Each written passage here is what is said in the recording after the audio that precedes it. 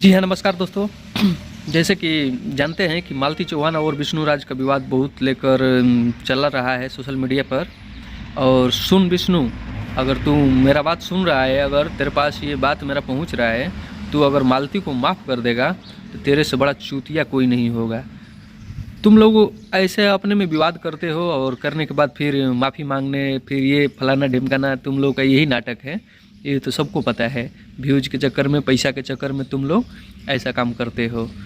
और माफ़ी अगर तू दे दिया मालतिया को तो तेरे से भड़ूंगा कोई होगा ही नहीं है। क्योंकि जब वो शादी कर ली तो उसको उधर रहने दे। अब वो बोल रही है कि मैं विष्णु के पास जाऊंगा। अब क्या घेवड़ा लेने जाएगी विष्णु के साथ? तुमको शर्म नहीं आ रहा है? तू कर लिया शादी, जा उसके साथ रह, चाहे कहीं रह। उससे क्या है विष्णु का मतलब है? विष्णु तुम आप मत करना। ऐसा 10 जगह मुंह मार के बोल रही है कि हम विष्णु के पास जाएंगे। कौन रखेगा तुमको? बता ना जरा, कौन रखेगा तुमको?